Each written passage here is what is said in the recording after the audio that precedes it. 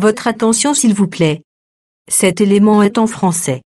Contactez-nous pour savoir s'il est aussi disponible en la langue de votre préférence.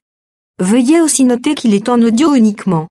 Dépourvu de ce fait d'image originaire. À présent, nous vous convions à suivre, depuis christequality.com et evangileeternel.com, la rubrique Bible mot à mot, ou l'explication prophétique de toute la Bible, livre par livre, chapitre par chapitre, verset par verset, mot à mot. Elle est présentée aujourd'hui par le prophète Jean Bosco Mbombi, ministre de l'Évangile éternel. Recherchez-vous les enseignements du prophète Jean Bosco Mbombi, allez sur christequality.com ou sur evangileeternel.com/jbmbombi.html. Les enseignements sont disponibles en texte, audio et vidéo. Surtout, ne partez point sans souscrire à l'une de nos chaînes YouTube qui correspond à votre version linguistique. Souscrivez s'il vous plaît. Bonne édification au nom de notre commun Seigneur et Dieu Jésus-Christ. Amen. Gloire au Seigneur, nous continuons la pensée des Cantiques 5. Cantique des Cantiques chapitre 5, le 5e verset.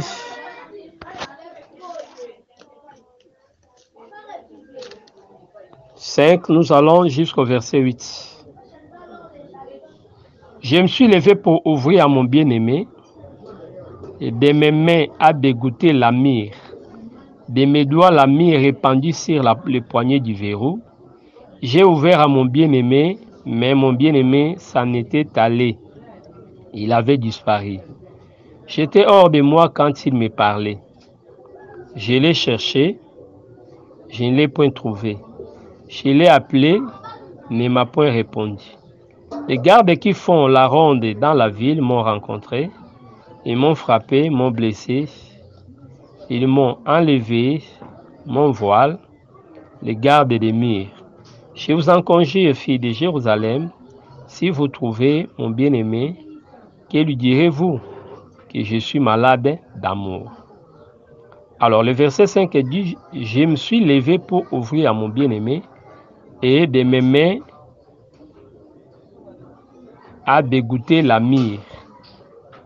De mes doigts la myrrhe répandue sur les poignets du verrou. Merci. Alors, remarquez ici, je disais que le bien-aimé passe par la fenêtre. Premièrement, nous avons dit Jésus lui-même a rappelé la prophétie. Voyez. Par exemple, quand Jean 5 dit, vous sondez les prophètes, les Écritures, croyant recevoir elle la vie, mais les Écritures rendent témoignage de moi. C'est-à-dire, Jésus cherchait des appuis auprès des prophètes pour convaincre Israël qu'il était le Messie. Voyez. Par exemple, lorsqu'on va envoyer les gens pour poser la question, est-il celui qui doit venir ou devons-nous attendre un autre? Vous allez écouter, il fait quoi? Il a renvoyé les gens dans Ésaïe chapitre 35. Vous comprenez? Pour dire, aller dire à Jean que les aveugles voient, les boiteux marchent. Vous comprenez? Or, quand vous regardez cette réponse-là, il a même exprimé les 5 ministères dans cette réponse. Voyez, quand les aveugles voient, c'est ça les prophètes qui donnent les yeux. Voyez, Jésus était un prophète qui donnait les yeux aux aveugles. Voyez, quand on dit, par exemple, les sourds entendent, là il est question, vous voyez, des sourds, il est question des docteurs qui donnent l'oreille. Voyez, quand on parle, les lépreux sont purifiés, ça c'est les pasteurs. Voyez, qui amènent la purification. Voyez, quand il a parlé des boiteux marches, c'est l'apostolat. Et les morts sont ressuscités, ça c'est l'évangéliste qui nous amène de la mort à la vie, c'est-à-dire des ténèbres à la lumière. Vous comprenez?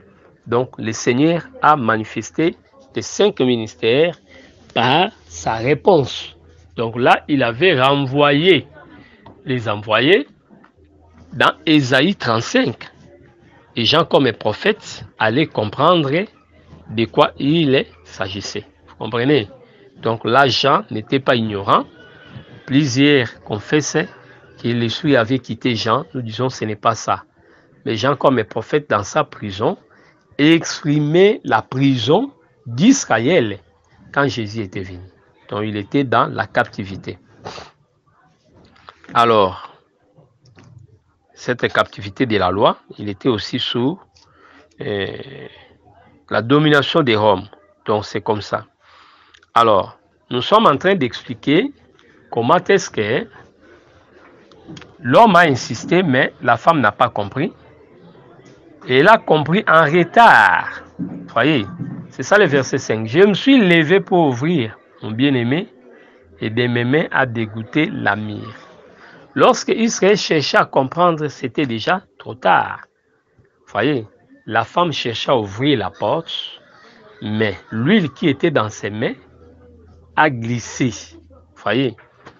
Or, la main de la femme, cette femme comme Israël, sa main, c'est ça Israël. Vous voyez, donc, la main a occasionné un retard pour ouvrir la porte. Aujourd'hui, nous avons des poignées. Vous avez une petite manche allongée où on doit toucher. Mais à cette époque-là, on utilisait des verrous, des poignées rondes. Vous voyez, qu'on bougeait comme ça, rondes, qu'on touchait à la main. Vous comprenez? Donc, avec la myrrhe qui était dans les doigts, ça a glissé. Elle a connu un retard. Nous disons que la main là, c'est le sacerdoce lévitique qui avait un enseignement. C'est l'enseignement des sacrificateurs qui empêcha le peuple de croire en Jésus. Souvenez-vous des parents de l'aveugle né. Ils n'ont pas voulu affirmer la chose de peur d'être exclus. Voyez, du temple. C'est-à-dire l'enseignement qui était là n'a pas permis au peuple de croire en Jésus. C'est pourquoi nous disons que détournons maîtresse s'accomplissait dans la personne de Jésus. Donc les Juifs regardaient Jésus non pas un vrai prophète, mais un faux prophète qui cherchait à le détourner de la loi de Moïse. Quand Jésus pouvait dire que les gens boivent son sang, voyez, quel sacrilège. C'est pourquoi il y a eu division dans Jean 6. Donc vous voyez. Donc c'est cet enseignement-là. Voyez. C'est pourquoi, Actes chapitre 3, Pierre, lorsque les Juifs cherchaient à se ressaisir, qu'est-ce que la Bible dit? Que Pierre avait dit, mais pour vous, Jésus est retenu. Vous comprenez? Donc Jésus était retenu comme la pluie. Donc vous n'avez pas droit à la bénédiction. C'était là une saison manquée, une saison ratée. Hein? Voyez. Donc c'est très très important. Là on peut aussi associer Jérémie chapitre 8. Nous touchons les versets 20 à 21. Jérémie chapitre 8.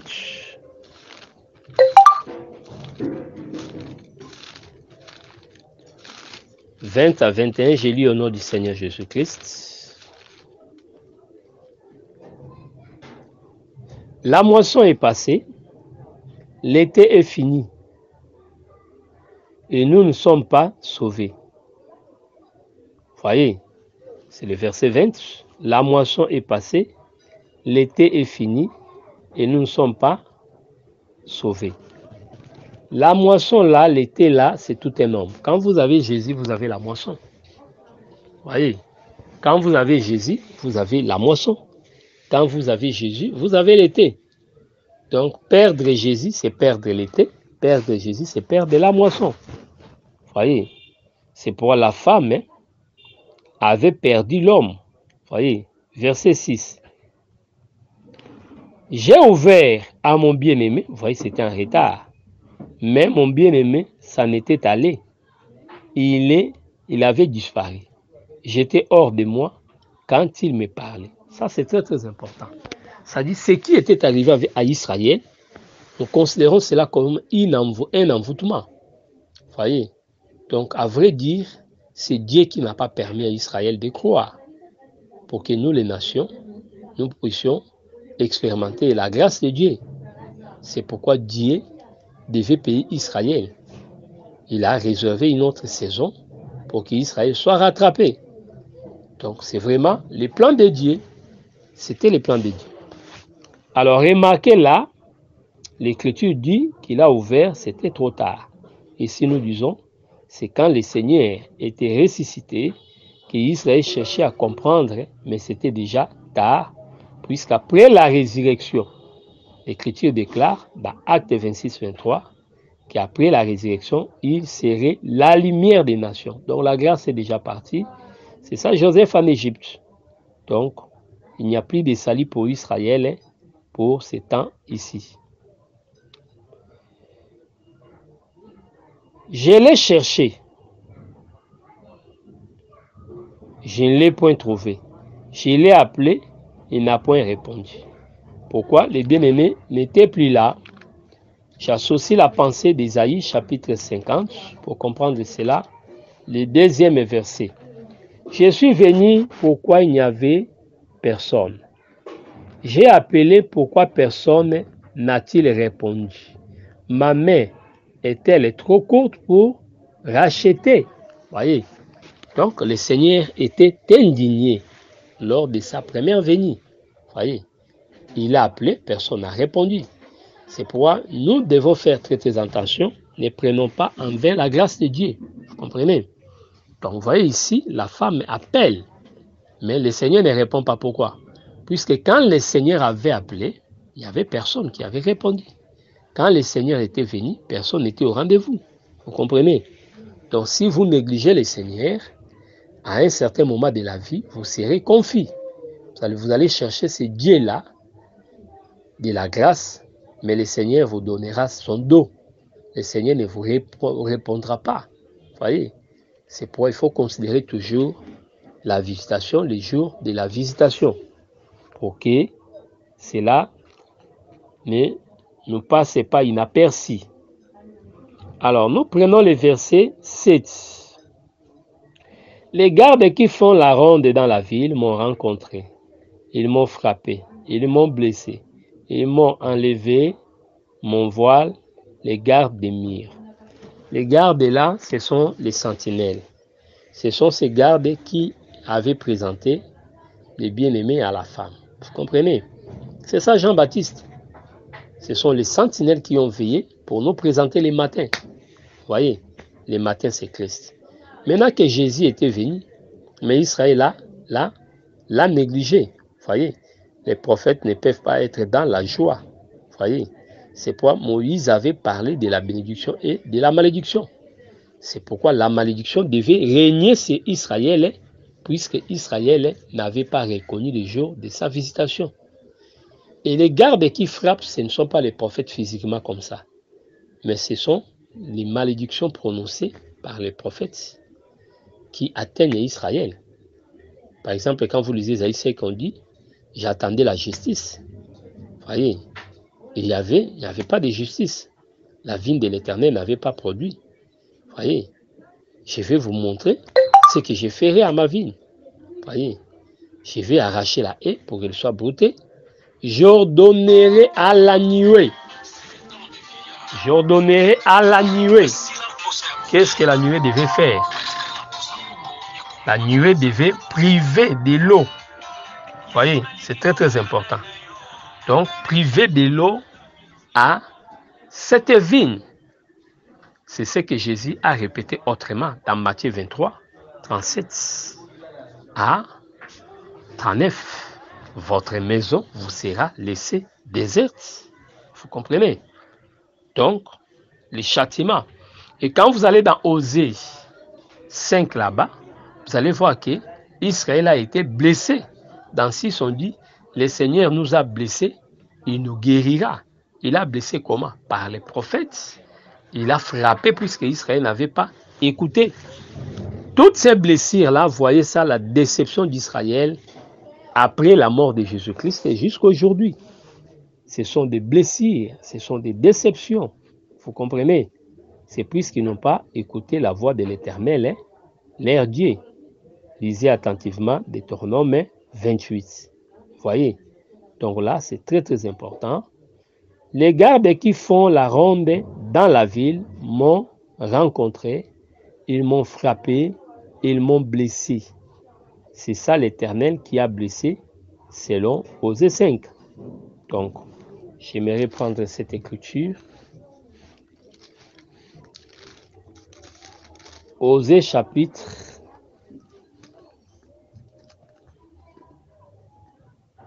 5. Je prends le verset 14. Je serai comme un lion pour Ephraïm, comme un lionceau pour la maison de Juda. Moi, je déchirerai, puis je manierai. Voyez, Dieu a parlé comme ça. Osée chapitre 6, verset 6. Venez, retournons à l'Éternel, car il a déchiré, mais il nous guérira. Voyez, c'est ce qu'il a dit dans Deutéronome 32, 29. Il est le Dieu qui blesse, il est le Dieu qui guérit. C'est très très important. Donc ici nous sommes dans la phase de la blessure, puisque Israël n'a pas écouté. Voyez, donc c'est ça, ce que nous devons retenir. Et les gardes, Dieu l'a fait, c'est-à-dire il a accompli la parole prophétique, c'est la malédiction. Voyez, on dit que ces gardes-là, ils m'ont enlevé mon voile. Voyez, quand on enlève le voile, c'est-à-dire on ne regarde plus cette femme comme vierge, sans voile, pour qu'elle soit confondue à une prostituée. Or, le voile aussi qui gardait la gloire d'Israël, puisque cette gloire, c'est la chevelure, nous disons que ces voiles-là représentaient aussi les temples. C'est pourquoi l'an 70, la destruction du temple, avec le général Titus, montrait que Israël est resté sans loi, sans faute. Voyez, donc c'est pour dire il serait sans sacerdoce. Il serait sans sacerdoce. Donc là, Israël est abandonné à son triste sort. Tout ça pourquoi? C'est sa mère, le sacerdoce lévitique, qui l'avait en lui améraire. Voilà, c'est pourquoi il est dit, si votre main, vous comprenez, vous conduit à améraire, vous scandalise, il faut couper ça. Vaut mieux entrer dans le ciel sans cette main que d'en avoir et aller en enfer. Donc c'est très très important. Même les ministères qui travaillent dans votre assemblée, si les ministères qui travaillent là devient pour vous l'obstacle, ne vous enseignez pas convenablement la parole de Dieu. Quittez, c'est ça arracher. Ne laissez pas cette main continuer à vous prendre en charge. Voyez, aujourd'hui, beaucoup de gens sont dans la complaisance. Même quand rien ne marche au sein de l'assemblée, même quand les prédicateurs abandonnent l'enseignement, les gens s'y accrochent. Mais la Bible dit, dans 1 Timothée 4,16, veille sur ton enseignement pour te sauver et pour sauver ceux qui t'écoutent. Donc, voilà la chose que beaucoup de gens ne comprennent pas. Donc, quand l'enseignement est mal présenté, et celui qui prêche et ceux qui écoutent seront perdus. Verset 8, je vous en conjure, filles de Jérusalem, si vous trouvez mon bien-aimé, que lui direz-vous que je suis malade d'amour? Vous voyez, je suis malade d'amour. Ici, Israël, après avoir perdu, il deviendra malade, c'est-à-dire il va éprouver les désirs. Cette chose, il faut voir ça dans la suite des temps. Israël commence à voir les besoins du Messie. C'est puisque Israël est passé dans des désolations, dans des temps très difficiles. Ce qui occasionne maintenant l'amour du bien-aimé. Il commence à réaliser que c'était une grande perte. C'est pourquoi le souci maintenant, c'est de voir David revenir, de voir Jephthé revenir. Donc c'est ça la maladie que Israël commence à développer. Donc voilà un peu la pensée du Seigneur que nous devons retenir. Nous profitons aussi de ces écritures pour ramener nos mamans. Beaucoup de femmes dans les mariages ne se comportent pas bien.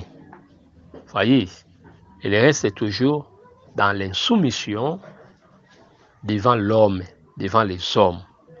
Et quand l'homme va changer d'attitude, vous voyez cette femme commencer à pleurnicher. Voyez, pourtant l'homme était là, à la porte en train de frapper. Mais vous voyez cette femme-là traîner. Et lorsque l'homme partira, c'est cette femme qui va regretter. Vous comprenez? Donc c'est très très important. Donc nous devons enseigner aussi à nos mamans à considérer la grâce que Dieu a fait. Quand Dieu vous donne un homme, c'est une bénédiction. Quand il frappe à la porte, vous devez répondre. Vous devez le prendre en charge. Voyez, quand on néglige et que l'homme va chez une autre femme, ça suscite la jalousie, ça devient un problème. Voyez, une femme qui ne voulait pas être propre, lorsqu'il va écouter l'homme changer d'adresse, elle prenne conscience. Nous ne disons pas que les hommes doivent réagir de la sorte, mais nous sommes en train d'interpeller seulement nos sœurs. N'attendez pas les pires, n'attendez pas le déclin pour changer d'attitude et de comportement. Donc, la femme doit être soumise, c'est ça la parole de Dieu. Donc voilà un peu, on y reviendra pour continuer avec le verset 9 du 5e chapitre. Que le Seigneur vous bénisse. C'est bien moi, le prophète Jean Bosco, votre frère. Prophète Jean Bosco Mbombi Akanda. Jean Bosco Mbombi Akanda. Mes coordonnées, 243 plus 243 89 541 88 90. Plus 243 89 541 88 90. Que Yoshua Macha vous bénisse. Soutenez notre site évangile-éternel.com. Évangile-éternel.com. C'est ici que vous allez écouter les éminents orateurs. C'est ici que vous aurez mes différentes prestations. Et mon numéro là est connecté à WhatsApp. Vous pouvez m'appeler par direct ou par WhatsApp.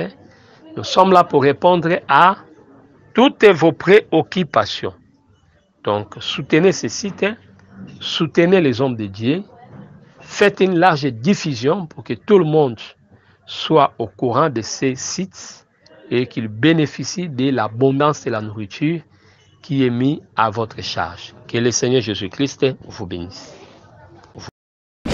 Merci d'avoir suivi ce message et que Jésus-Christ vous bénisse.